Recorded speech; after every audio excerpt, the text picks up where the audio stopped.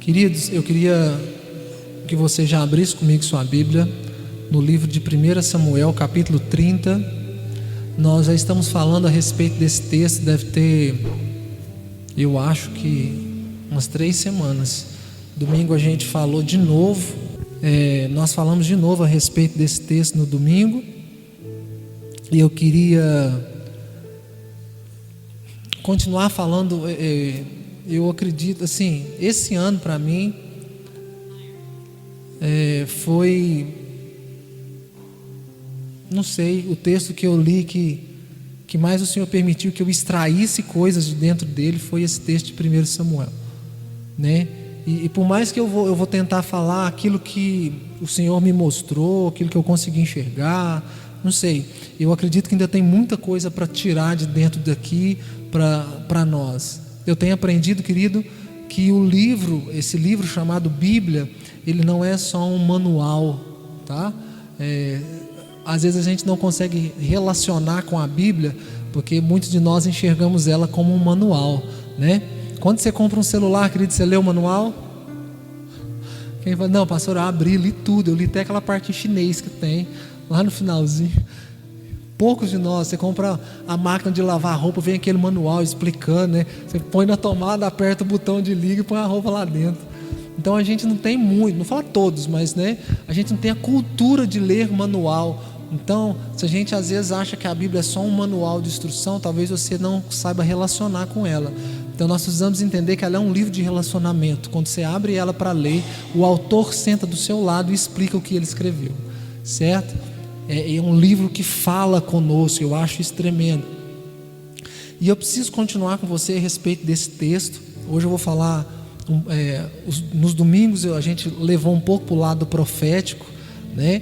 Porque na igreja no domingo tem muita gente que ainda não sabe muita coisa, a questão dos termos, das manifestações proféticas, né? Então a gente leva um pouco para esse lado. Mas aqui na terça a gente come cupim, né? A gente come acém, come costela. Então a gente vai mais devagar, né?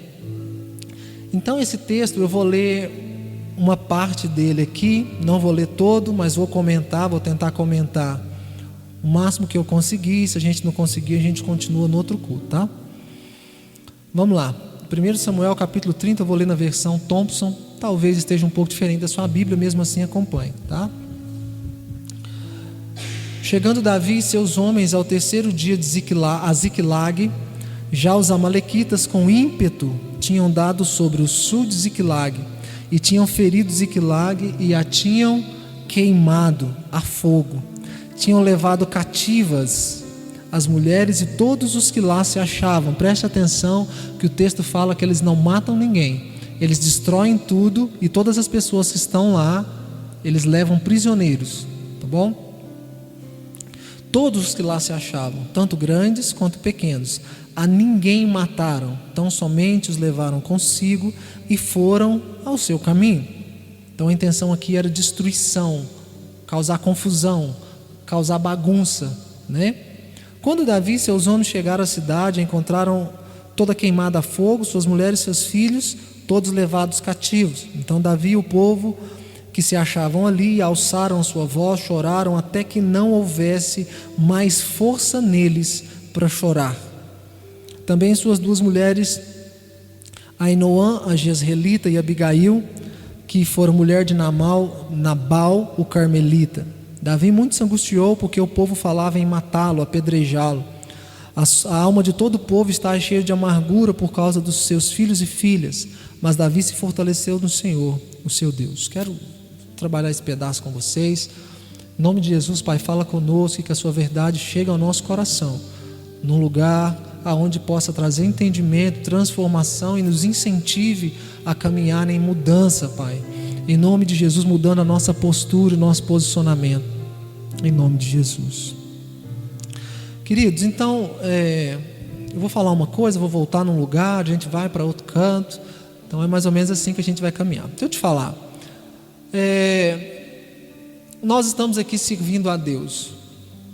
Não todos nós, mas grande parte de nós não crescemos num lar cristão. E por não crescer num lar cristão, muitos de nós conhecemos a Cristo com 15, com 20, 30, 26, né? Nos apaixonamos por Cristo e estamos aqui servindo a Jesus, certo? Uma nova geração, querido, está surgindo, e outras gerações após de nós vão surgir. A gente teve uma reunião de pastores há poucos dias aqui na igreja, os pastores da cidade, a gente estava aqui reunido, e eu achei interessante, um dos pastores falou o seguinte: olha, eu não posso orar, não devo orar para que uma nova geração se levante, porque se Deus precisar levantar uma nova geração, Ele está falando que a geração antiga, a que está acabando o seu legado, ela falhou. Então, como ela falhou, Deus tem que levantar uma nova geração, e tudo aquilo que foi construído com a geração antiga, né, foi perdido, e outra geração vai ter que derrubar tudo aquilo e começar a construir outra coisa, né? Então, a intenção, querido, sai daqui, besouro, a intenção de Deus é levantar e capacitar sempre a próxima geração, não uma nova geração. Mas a intenção, queridos, é que nós possamos continuar o legado dos nossos pais, continuar aquilo que já começou a ser feito com aqueles que já estavam fazendo. Hoje aqui na comunidade de Aprisco nós não estamos fazendo e nem vamos fazer nada diferente daquilo que os discípulos já começaram a fazer depois de Jesus. Não tem nada novo. Não, pastor, a gente hoje tem a área da comunicação, a gente colocou piso na igreja, a gente rebocou no gesso. Deixa eu te falar, nada disso é novo. A Bíblia fala para nós em Eclesiastes que aquilo que já foi, e aquilo que há de ser também já foi.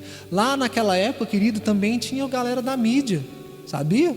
Jesus, antes dele ir numa cidade, a Bíblia fala que ele pegava 2 dos seus discípulos e falava assim: vai lá na cidade tal e anuncia que amanhã eu estou lá. Já tinha a galera da mídia, entendeu? Mas com os recursos da época, né? Por isso, querido, quando Jesus chegava numa cidade, tinha lá já 1.000, 2.000 pessoas esperando o culto começar. Por quê? Antes teve alguém que anunciou. E Jesus, querido, entenda o que eu vou falar aqui, Jesus era marqueteiro, entendeu? Se você prestar atenção, Jesus curava uma pessoa, o que ele falava para a pessoa? Por favor, não conte para ninguém. Querido, você já viu que as coisas que é proibido é o que a gente gosta de fazer? Não é? Vou colocar uma placa ali fora: por favor, não entre. Todo mundo que fazer caminhada vai perguntar: cara, por quê? O que tem aí dentro que eu não posso ver? De curiosidade a pessoa entra. Eu conheço um cara que chama, conheço assim, só a história, né? Um cara que chama Davi, lá na Bahia. Ele virou um dos maiores palestrantes do Brasil nos últimos 9 anos agora. Ele era camelô, só que o cara era top em network, entendeu? Relacionamento e tal. Aí a banca dele era na curva. Quem já foi na Bahia, ouviu por foto ou vídeo, Bahia é aquelas coisas íngreme mesmo, aquelas coisas doidas de rua. E a banca dele, ela era na curva. Só que na curva, querido, quando você está fazendo a curva é para a direita, a sua atenção fica para que lado? Para a direita. Por quê? Se você olhar para o outro carro, não dá uma desviada? E a banca dele era exatamente do outro lado. Aí ele colocou, quando começava a descida da rua, ele colocou uma placa bem grande: a 150 metros não olha à esquerda. Querido, todo mundo ia devagarzinho só para ver o que tinha à esquerda. Então o cara ficou muito conhecido. Ele tem agora rede de loja. A palestra dele é 5 conto por 3 horas de palestra. Então assim, querido, Jesus, ele fazia esse tipo, ele não estava manipulando, mas ele estava usando relacionamento, certo? Então, quando a gente lê esse texto aqui, querido, eu percebo uma coisa, que o inimigo em questão aqui é Amaleque. Espiritualmente sabemos que é o diabo e aquela galera que desceu do céu, tudo bem? A intenção do inferno, por saber que você já é um bom guerreiro, que você já vem para a igreja sozinho, que você está aprendendo a orar, né? Que você já sabe pegar sua Bíblia e ler, você se preocupa com outras pessoas dentro da igreja, tudo bem? Você já sabe trabalhar sozinho, você sabe que homem é homem, mulher é mulher, e homem não pode deitar com homem, mulher não pode deitar com mulher, você sabe dessas coisas. A intenção do inferno, querido, é tentar atingir a próxima geração que ainda não sabe disso. E quem é a próxima geração? É aqueles que vão falar do seu legado. Para o pai, quem é a próxima geração? Os filhos. E como a pessoa está casada, no caso do pai de família, quem que vai anunciar a próxima geração depois que ele morrer? Os filhos e a esposa.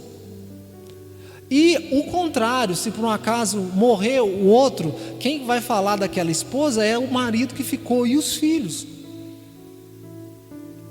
Agora, querido, a gente corre um grande perigo, né, de eu estar ensinando para o meu filho o caminho da igreja, mas não estar ensinando o caminho, que é Jesus. Quem colocou o nome de igreja não foi a igreja lá no livro de Atos. Quem colocou o nome de igreja foi as pessoas que viam aquele povo se reunir, e em grego significava eclésia, que é o ajuntamento de pessoas com a mesma ideia, certo? Mas a igreja, querido, ela era conhecida como, se tivesse um nome para colocar na época, lá na letreira da igreja, eles eram chamados de o caminho, aqueles que seguem o caminho com letra maiúscula. E Jesus diz: I am way, eu sou o caminho. Então aqueles que estão seguindo Jesus, não era chamado de igreja,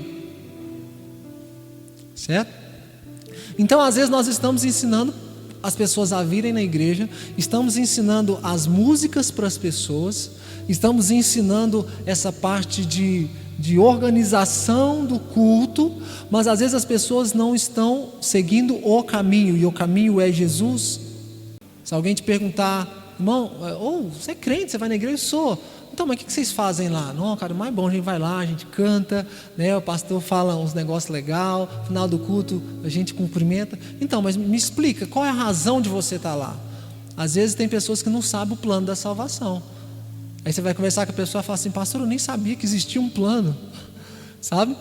Então, a gente percebe, querido, que dentro das igrejas, a próxima geração está muito afetada. A minha esposa, há uns anos atrás, foi em um evento em Belo Horizonte, devia ter mais ou menos 6, 7 mil pessoas. 98% eram jovens, porque era um evento para jovens. E quando ela voltou, ela me falou assim: Wesley,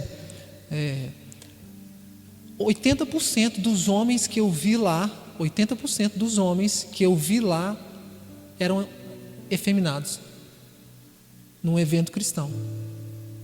Agora pensa, 6 mil pessoas, 80% daquelas pessoas. Ela falou: todo mundo que eu olhava tinha algum trejeito efeminado. Algum tempo depois, lá no ônibus, eles conversaram com a equipe que estava lá, pegou o telefone, e com o tempo, 1 ano, 2, 3 depois, ela falou assim: olha, todos aqueles, sabe assim, que a gente conseguiu pegar telefone nas redes sociais, porque acompanha Facebook, Instagram, né, porque é amigo ali, se tornaram homossexuais. Pessoas que estavam dentro da igreja, num evento onde tinha muita gente. Então, querido, escute o que eu vou te falar agora. A intenção do inferno, do inimigo, não é matar os nossos filhos, e muito menos matar você. Porque, querido, o diabo, quando ele mata você, ele faz um favor para Deus, porque a Bíblia diz que a morte dos seus santos para Deus é um prazer. Você entendeu? O diabo não quer matar você, ele quer fazer com que você fique dentro da igreja sem saber o que fazer, sem saber o seu propósito. Porque, querido, um crente fora da igreja, deixa eu te falar, não tem problema nenhum.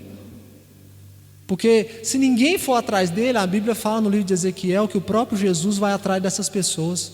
Ele fala: eu mesmo irei atrás das minhas ovelhas. Agora, querido, um problema para a igreja, um problema para Jesus é um crente dentro da igreja que não sabe quem é, não sabe o que tem que fazer. Um crente dentro da igreja, querido, que espalha fofoca. Isso é um perigo. Um crente dentro da igreja, uma mãe dentro da igreja que não sabe educar seus filhos na palavra. Um pai dentro da igreja, querido, que não sabe educar seus filhos na palavra, que não sabe ser marido da sua esposa a ponto de entender que ele tem que apresentar essa esposa a Cristo um dia, que ele vai sentar numa salinha, ele e a esposa, e tente imaginar se a salvação do marido depender da esposa, porque a Bíblia fala que a gente tem que apresentar. Aí senta lá a esposa, o marido numa cadeira, espera chegar Jesus né? Aí você vai perguntar para a esposa: posso salvar seu marido? Então, sabe, eu estava com ele na igreja, mas esse cara aqui era um traste comigo. Ele batia em mim, ele me maltratava, ele não me amava, ele não comparecia, não pagava as contas de casa, mas na igreja ele sabia todos os cânticos. Não, mulher, mas deixa eu te falar, você entendeu? Ali não vai ter jeito. Você entendeu? Então um marido que não sabe ser, presta atenção, sacerdote em casa, ele é um problema para Jesus e para a igreja.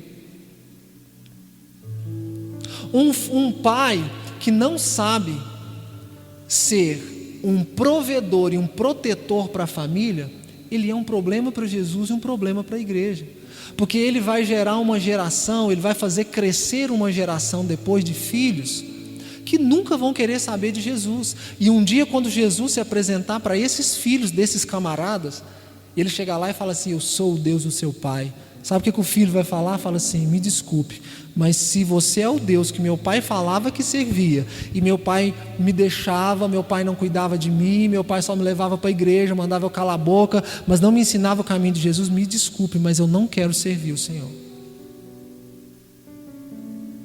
Então, querido, eu falo nós homens, depois nós vamos falar das mulheres, mas nós como homens precisamos entender nosso papel como sacerdote dentro de casa, como provedor dentro de casa, como protetor dentro de casa e como profeta dentro de casa. A Bíblia diz em Juízes capítulo 1, versículo 10, que quando morre a geração de Josué e Calebe, toda aquela geração foi sepultada. A Bíblia fala que se levantou uma nova geração depois daquela. E aquela outra geração não sabia, presta atenção, é assim, ó. Quem que é a nova geração? Josué e Calebe tem o filho dele, que andou com ele no deserto, beleza? Aí nasceu o neto de Calebe. Esse neto de Calebe era a nova geração. O neto de Josué era a outra geração, certo? Então a Bíblia fala em Juízes capítulo 1, versículo 10, que quando essa nova geração nasceu, presta atenção no que está escrito. Vamos ler? Nós estamos aqui no cultinho sim, então pode ler, né? Juízes capítulo 1, vamos lá. Não, é 2:10, gente, eu falei 1:10, é 2:10. Vamos lá. Juízes 2:10. Ó, depois da morte de Josué, vou ler aqui. Põe no 9, né? Para a gente ver um pouquinho antes. Está no 9? Põe no 9, 2:9, por favor. Na região montanhosa de Efraim, ao norte, foi sepultado na terra que havia recebido como herança, está falando de Josué e Calebe, em Timnat-Será, na região montanhosa de Efraim, ao norte do Monte Gaás. Depois que aquela geração morreu e se reuniu aos seus antepassados, surgiu presta atenção na palavra, nova geração. Vocês lembram do que eu falei? Uma nova está falando que aquela antiga falhou, tá bom? Eu vou explicar. Uma geração que não conhecia o Senhor, nem tinha visto as grandes coisas que Ele havia feito por Israel. Agora presta atenção, querido. Josué e Calebe, se você olhar a história deles, eles falharam. Eles conquistou a terra, esperou 40 anos, a promessa veio sobre eles. Por que a Bíblia está falando que agora a outra geração que vem depois deles não conhecia o Senhor e nem o que Deus havia feito a Israel? Porque eles não sentavam com seus filhos e falavam o que Deus havia feito. Eles não ensinaram o caminho que eles trilharam. Então você que tem ou terá filhos, preste atenção. Conte para os seus filhos as suas lutas, as suas dores e os seus sofrimentos. Eu direto sento com os meus filhos lá em casa, os pequenos, os maiores, e eu fico contando para eles como que foi antes de chegar naquilo que nós somos hoje. E eu falava para minha filha mais velha, porque ela já está na idade de escutar, eu falava assim: Gabriela, o seu pai, enquanto você estava sem gerar na barriga da sua mãe, ele saiu do emprego, foi para outro emprego, sem saber que ia dar certo, ele larga um serviço, ele vai para o outro. Eu trabalhava em 2 serviços, eu fiquei quase 2 anos, todo dia comendo bolacha Nikito com iogurte na hora do almoço, fazendo propaganda de rádio, para sustentar você. Por isso que você gosta de bolacha Nikito. Falei: pois é, virou meu almoço por 2 anos, fez parte da minha dieta. Sabe, andava eu, sua mãe grávida e uma colega dela para ir para a igreja na barra circular que meu pai me deu. Jerusa, minha bicicleta tinha um apelido, que virou um nome, lá quase registramos. Jerusa. E a bicicletinha ia firme para a igreja e voltava. Então eu fico contando a história, como foi servir ao Senhor. Por quê? Porque, querido, se eu contar como eu andei com o Senhor, isso vai ensinar os meus filhos a saberem que quando acontecer situações parecidas na vida deles, vão falar: mas lá ajudou meu pai.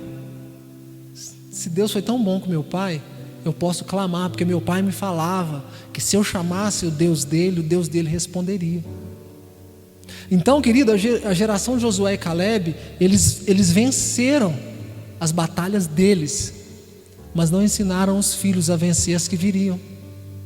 Então, querido, presta atenção, houve provisão, eles proveram para os filhos deles, eles protegeram os filhos deles, mas esqueceram de ser sacerdotes. Quem que é o sacerdote? O sacerdote é aquele que ensina o caminho. Então escute isso aqui, querido, você que está na internet, você que vai ouvir depois. Não adianta só sermos protetores e provedores, porque tem muito pai que fala assim: eu dou tudo para esse menino, eu dou uma escola boa, né? Não deixa ele ficar com os malandros, eu ensino isso, ensino aquilo. Querido, está certo, está tudo certo, ensinei ele a pagar as contas, a ser um homem bom, uma mulher boa, querido, está certo, tudo belezinha. Mas às vezes esqueceu de ser sacerdote, quer ensinar a palavra, o caminho. Pastor, o que tem isso a ver com o texto dos amalequitas? Presta atenção. Esses 30 minutos que faltam, eu vou caminhar nessa parte com você. Sai daqui, Bisol. Brincando. Deixa eu te falar algo. A Bíblia fala que Davi e seus homens estavam a 3 dias de distância da cidade deles. 3 dias. E quando eles voltam, eles chegam na casa deles e eles não encontram lá seus filhos, suas esposas. E eles percebem que não houve morte. Então na cabeça deles, eles falam assim: alguém veio cá e levou eles, porque não dá para fazer uma chacina tão grande e enterrar todo mundo nesse período de tempo, que ali a gente já fez uma conta, devia ter umas 4.000 pessoas. Então ele falou: foram roubados os meus filhos. Então às vezes, querido, você já viu que às vezes quando você vê lá Cidade Alerta, você vê a Globo que só derrama sangue, você vai ver o nome dos caras que está lá preso na cadeia, que matou, que roubou, que deu tiro na cabeça do outro, que arrancou o coração do outro. Olha como é que é o nome dos caras: Samuel, Davi, não é? João Batista. Aí você fala: da onde veio esses nomes? Com certeza seus pais que colocaram. Nossa, vou colocar o nome do meu filho de Davi, porque ele vai ser músico na igreja. Vou colocar o nome de Ezequiel no meu filho, porque ele vai ser profeta do Senhor. Aí o que o cara vira? Bandido. Por quê, querido? Às vezes nós gastamos todo o nosso tempo na obra e esquecemos, sai daqui, e esquecemos de guardar nossas casas. Davi e aqueles 600 homens, quando eles voltam, eles percebem algo que eles fizeram de errado. Nós fomos vencer nossas guerras. Em parte também era uma guerra que era das suas esposas, dos seus filhos, porque se eles vencem o outro exército não iria ali, que na verdade era o povo de Israel, não mataria o povo deles. Então, em tese, na cabeça deles, eles estavam vencendo uma guerra que também era da família. Porém, eles não prestaram atenção nos detalhes. Quem é Amaleque? Se você puder abrir comigo a sua Bíblia, no livro de Êxodo. Está para trás aí, a gente vai ver quem que é o camarada. Êxodo,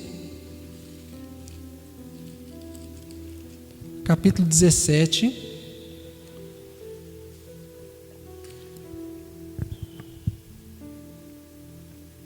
Versículo 8. Enquanto você abre, Êxodo 17, 8, deixa eu te contar. Aqui no capítulo 14 para frente, Deus vai tirar o povo do Egito. Eles vão sair do Egito.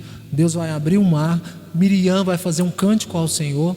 E eles agora estão caminhando em direção à terra prometida. No meio do caminho aparece um povo, chamado povo de Amaleque, que são os amalequitas. Tá bom? E eles vão fazer resistência para não deixar eles caminharem em direção à promessa. Tá bom?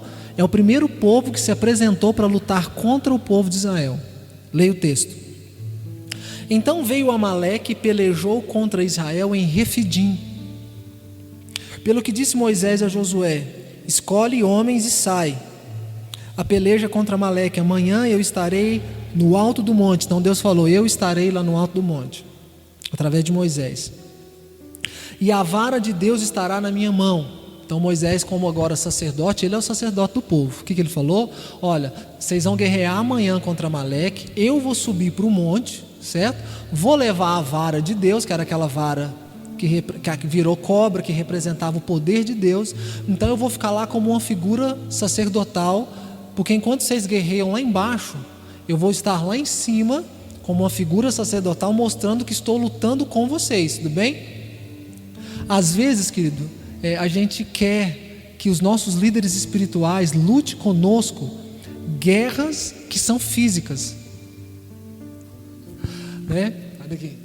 A gente quer que os nossos líderes espirituais lutem conosco e igual a gente guerras que são físicas. Líderes espirituais precisam lutar, querido, por você, guerras espirituais. Você está entendendo? Por quê? Você vai entender aqui no texto. Nessa parte que nós lemos dos amalequitas aqui, eu vou ter que andar entre os dois textos, tá? Na parte dos amalequitas, a hora que aconteceu um problema, o que eles queriam fazer? Matar o líder, matar Davi. Porque eles queriam que Davi estivesse, querido, cuidando de tudo para eles. Eles queriam que Davi estivesse com eles no campo de batalha, presta atenção. E no mesmo tempo, eles queriam que Davi estivesse protegendo a família deles. Tem jeito? Davi não é onipresente. Então, na hora que veio o problema, a primeira coisa que eles fizeram foi assim: gente, a culpa é de Davi.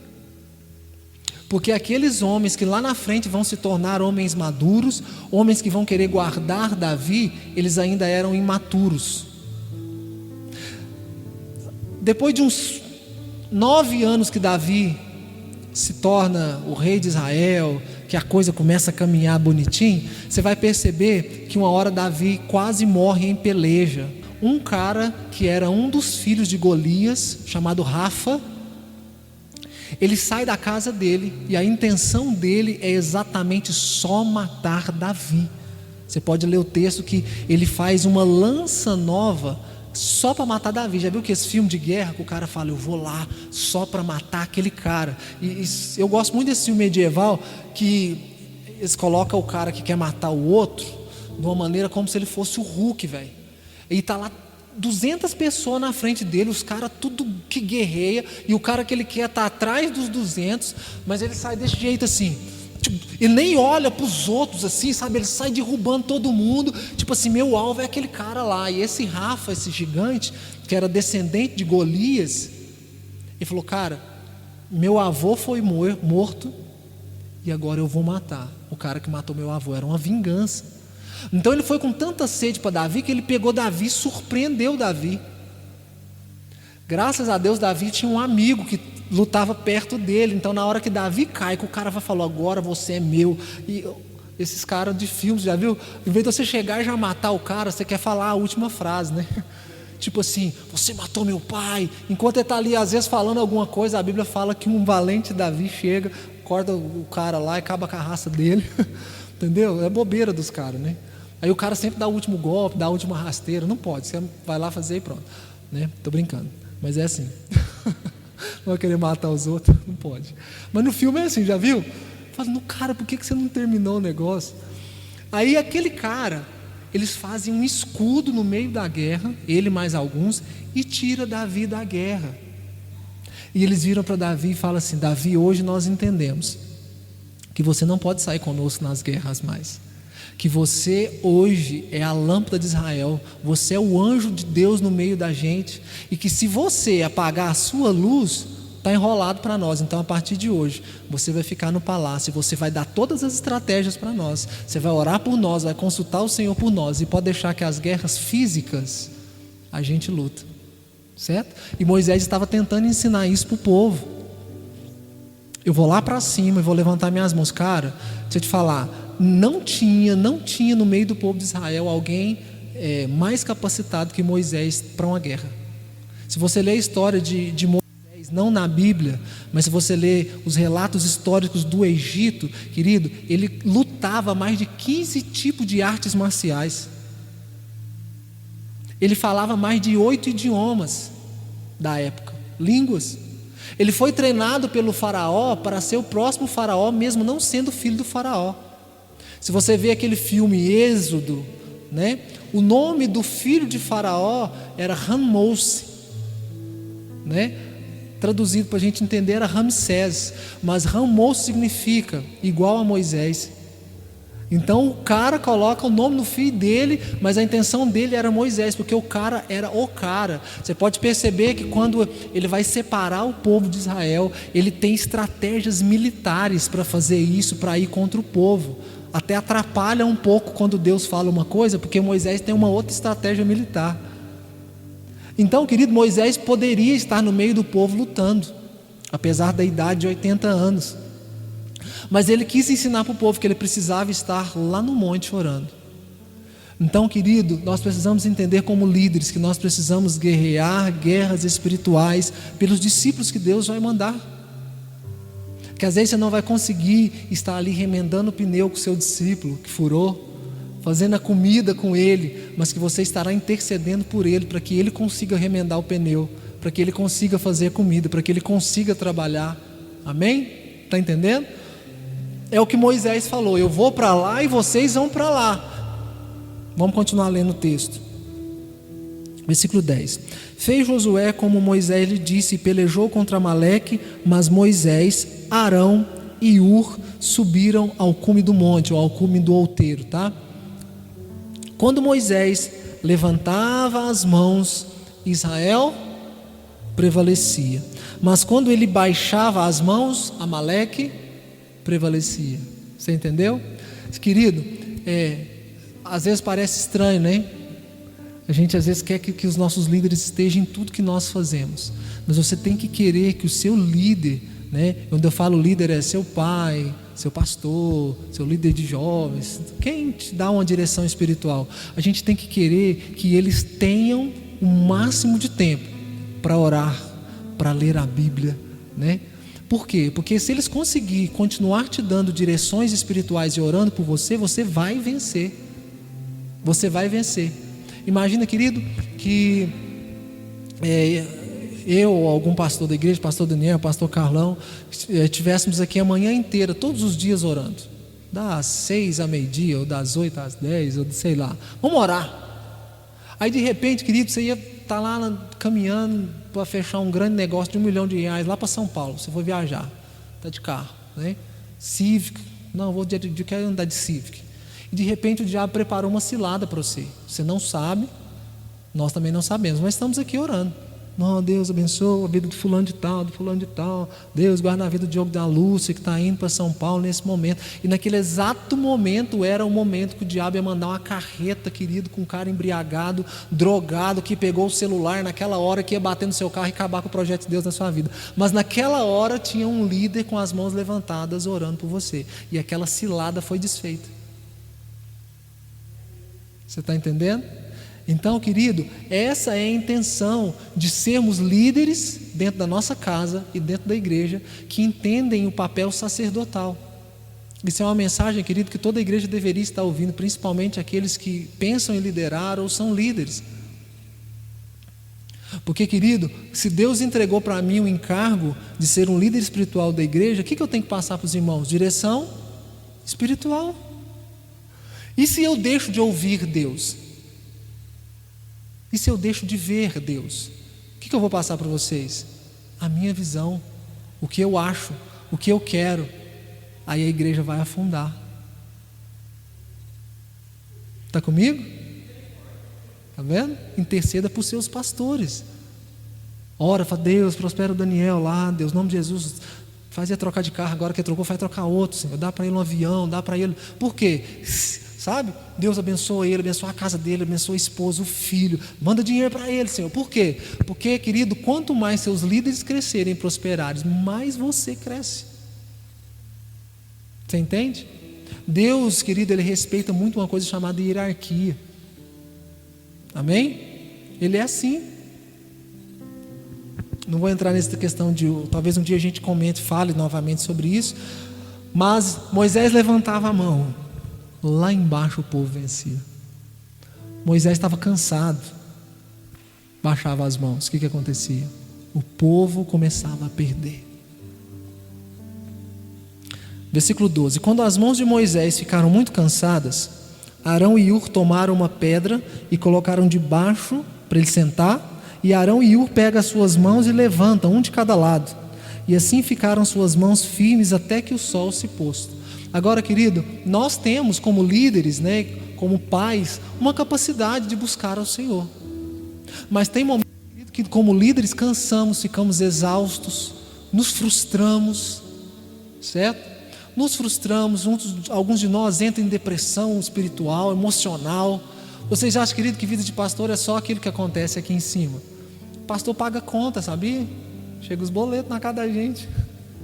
Muito. As pessoas brigam conosco. A gente fica triste. Pessoas entram e saem da igreja toda hora.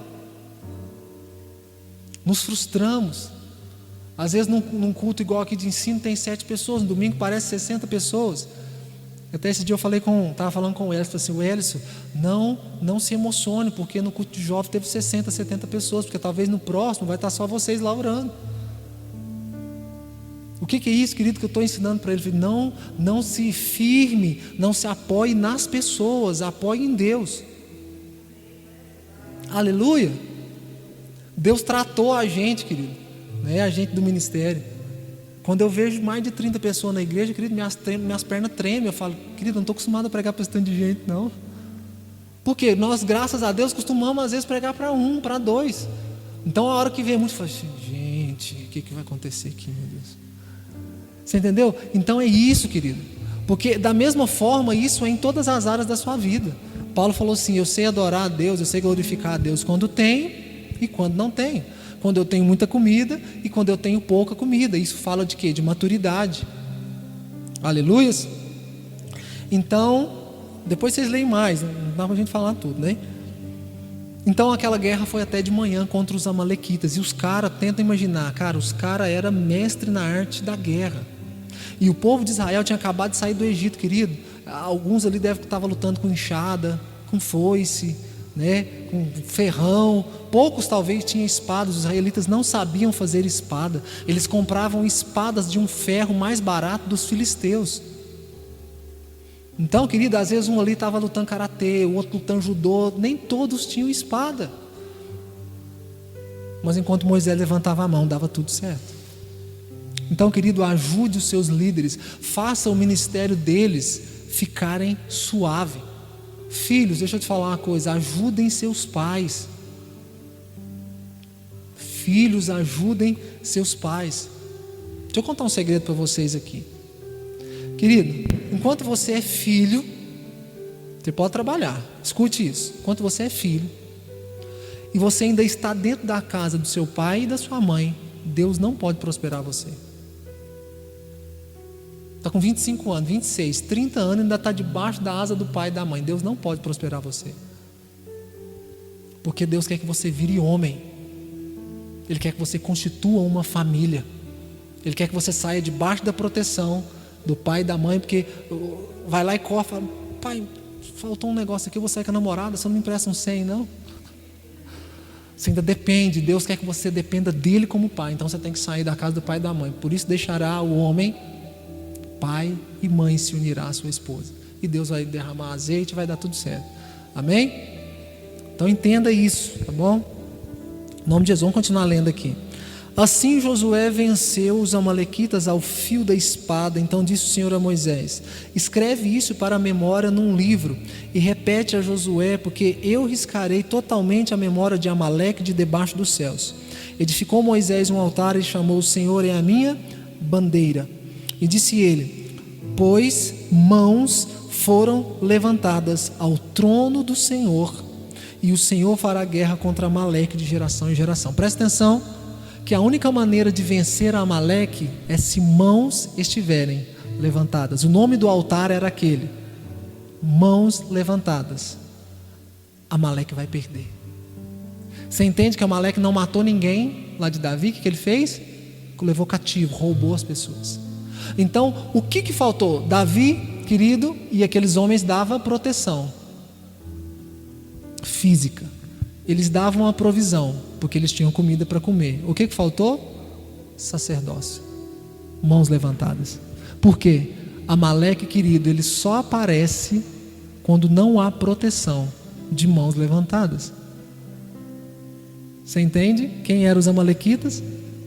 Por que eles não matam? Querido, o inferno, a intenção dele não é tirar os nossos filhos da igreja, é deixar os nossos filhos na igreja, mas sem saber quem são, sem conhecerem Jesus, sem saberem seus alvos e seus propósitos em Deus. Tem muito filho, querido, que vem para o culto, que se você perguntar uma canção, ele não sabe. Se você perguntar quem é Davi, não sabe. Esse dia eu achei interessante, minha esposa gravou um vídeo do meu menininho menor e perguntava para ele assim: quem jogou a pedra no cabeça do gigante? Ele: Davi. Quem que cortou o cabelo não sei de quem? Dalila. E quem que abriu o mar vermelho? E ele: Deus. Não, mas quem foi o homem usado? Moisés. Então, querido, isso a gente está colocando a cultura do reino dos céus dentro dos nossos filhos. Você está entendendo? Eu até estava comentando isso com o Diogo aqui antes de começar o culto. Quando os nossos filhos vêm para a igreja, querido, eles têm que realmente aprender o que nós fazemos. Aleluias. Eu acho massa que lá em casa meus filhos choram quando não vêm na igreja. Eles brigam com a gente. Aí, vamos supor, vai vir só eu para o culto. Ah, mas eu queria ir com o Senhor, eu queria ir. Isso mostra, querido, que faz parte da vida deles vir aqui também adorar o Senhor. Lá eu coloco meus filhos lá em casa para orar na janela, os mais novos, né? Igual o Daniel. Orava na janela. Aí esse dia eu peguei meu filho e falei: nós vamos orar aqui na sala hoje. Ele falou: não, eu só oro na janela. Eu falei: então vamos para a janela, orar na janela. Aleluia. Aí às vezes ele já orou, e a minha filha chega, vai tomar café de manhã. Aí ele fala: Teté, você tem que orar. Aí ela vai lá, ora e volta para tomar o café. Então, querido, a gente está colocando o quê? A cultura do reino dos céus nos nossos filhos. Aleluia. O que fez o filho pródigo voltar para a casa do pai? Primeiro, ele sabia o caminho de ida, então ele sabia o caminho de volta. Você entende? Que nos elementos proféticos, ele sabia o caminho de ir e sabia o caminho de volta. O dia, querido, que a Bíblia fala que ele caiu em si, ele lembrou da casa do pai e sabia o caminho de volta. Muitas pessoas, querido, filhos de pessoas dentro da igreja, se desviarem, por que elas não conseguem voltar? Porque não sabem o caminho de volta, não sabia nem o de ida. Como é que sabe o caminho de volta? Então os amalequitas, querido, o que os amalequitas representam? Tudo aquilo que eu deixar desprotegido, os amalequitas vão vir e assaltar. As coisas pequenas, os supérfluos. Querido, quem que são os desprotegidos? Os órfãos, porque os órfãos não têm pai. Eu vi um filme há uns anos atrás, talvez algum de vocês já viram, o Advogado do Diabo. Quem já viu? Com o cara do Matrix. Ele fez advogado do diabo, e ele tinha uma esposa que amava ele, mas ele começou a ganhar muito dinheiro como advogado, muito dinheiro, né? E ele se tornou advogado do diabo, era o diabo mesmo em pessoa, né? E o diabo cada dia dava mais serviço para ele ficar longe de casa. Não, agora é esse, não, agora você tem que vir 5 horas da manhã, não, agora é meia-noite, tem que ser. Então ele ficou o tempo todo envolvido com o trabalho. Lá no trabalho ele conheceu uma mulher bonita e ia deixando a esposa ligava, eu tenho que ir no médico, não dá não, eu tenho que fazer isso, não dá não, nunca dava. Aí um dia, quando ele percebeu que a esposa já não estava nem aí para o homem mais, e ele também não estava nem aí para ela, o próprio diabo se apresenta para a mulher, e ele faz sexo com a mulher, ele estrupa a mulher, porque o marido deixou ela desprotegida, saiu de casa e entregou a chave para ele. E isso que o inimigo, os amalequitas, quer fazer. Ele não importa de você vir ao culto, mas ele vai tentar atacar as áreas da sua vida que não há proteção sacerdotal, que não há paternidade, que não há proteção espiritual. E isso é através de quê? O que é mãos levantadas, querido? Intercessão, oração. Nós como pais, será que todos os dias cobrimos nossos filhos com oração? Como maridos, cobrimos nossas esposas todos os dias com oração? Será que como mulheres cobrimos nossos esposos todos os dias em oração? Como pastores, líderes, oramos todos os dias pela igreja. O alvo dos amalequitas são os desprotegidos. Quem são desprotegidos? Os filhos que não sabem orar, os órfãos, as esposas, os idosos. Foram os que estavam na cidade, não era isso?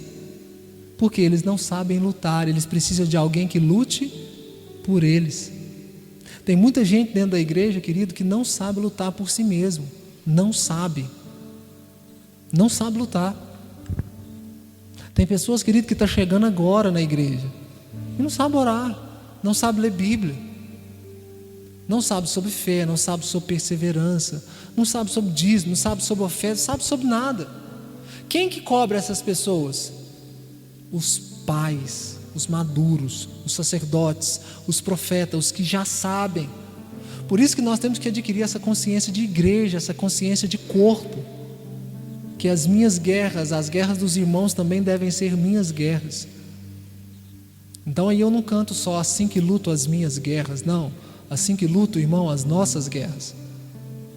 E as minhas vitórias se tornam também as suas vitórias. Eu quero ler um pedaço do texto de Samuel com você. Eu vou encerrar aqui, que já é quase 9h30. Talvez, eu acho que não vai ter que continuar no outro. 1 Samuel, lá no 29 que a gente está lendo. Eu vou encerrar aqui. É aqui, no 30, lê no 30. Versículo 21. Olha o que diz. 30, 21 de 1 Samuel. Quando Davi está indo para procurar sua família de volta, tinha 600 homens com ele. No meio do caminho, porque eles já estavam vindo de uma guerra de 3 dias, entenda comigo que os caras estão muito cansados. 200 deles estavam exaustos, não conseguiam ir na guerra. Eles estavam assim, não adiantava dar comida, não adiantava dar nada, as pernas dos camaradas não iam. Então Davi falou assim, vocês ficam aqui. Então Davi foi com 400 homens. Quando eles vencem, sobra todos os despojos da guerra, né? Aqueles homens que venceram os 400 falaram para Davi, falou, olha, esse despojo é nosso, esse ouro, essa prata, tudo que nós conseguimos é nosso. Aqueles 200 caras lá, eles não fez nada. E Davi naquele momento, ele não era rei, mas ele já estava fazendo uma coisa que o rei deveria fazer. Quando você quiser ler na sua casa, chama a lei do despojo, está em Números 31, 27, em Josué 22, 8. Números 31, 27, Josué 22, 8, que fala que todo o despojo da guerra deveria ser dividido em partes iguais a todos. Então Davi já estava exercendo seu papel de rei. Ele falou assim, ainda que eles não lutaram, as nossas vitórias vão se tornar a vitória deles, nós vamos dividir em partes iguais. Ele faz com que o povo se lembre de uma coisa que era lá na Torá, escrito por Moisés. Esse é o líder. Mas foi só o Daniel que veio e cantou e a unção derramou. A unção derramou porque na quinta as irmãs oraram pelo Daniel e pelo louvor. Deu tudo certo que o Daniel fez porque teve um intercessor, porque teve pessoas orando. Nunca a vitória é de uma pessoa só, a vitória é sempre de um corpo. Amém? Aleluias. Então isso é consciência de corpo. A vitória de um é a vitória de todo mundo, o sofrimento de um é o sofrimento de todo mundo. Aleluias. Imagina, querido, o dia que você não consegue pagar a conta lá na sua casa e Deus conta para um irmão que você não está dando conta de pagar a conta, e aquele irmão vai lá e paga a sua conta. A sua dor se tornou a dor do seu irmão também. Isso é igreja. E você não precisa nem falar obrigado. O cara tem que falar para você: cara, obrigado porque eu pude te ajudar, viu? É assim. Porque isso é igreja. Jesus disse: vocês não farão como o mundo faz. Aleluia. E que a gente vai crescendo nisso. Ainda tem umas coisas que a gente tem que falar aqui. Se no domingo eu não conseguir terminar, vocês estão entendendo, queridos? Está bem devagar assim para vocês entenderem. Mas ainda tem algumas coisas para nós falarmos. E depois nós vamos começar o estudo das 7 cartas das igrejas de Apocalipse, que fala de um relógio cronológico de acontecimentos. Tá bom? 7 tempos que a igreja passa, 7 situações. E nós vamos falar então. Se der certo, a gente começa na terça. Se não der, a gente começa na outra terça. Muito interessante, tá? Então, querido, que você já tem essa consciência de que nós precisamos preparar a próxima geração. Porque se Deus quiser levantar outra geração, é porque eu e você falhamos. Aí tem que levantar outra e falar: não, o Wesley falhou, ele não entendeu. Aí tem que vir levantar outra geração. Amém?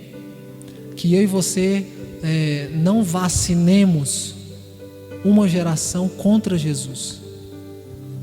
Eu não posso vacinar uma geração contra Jesus.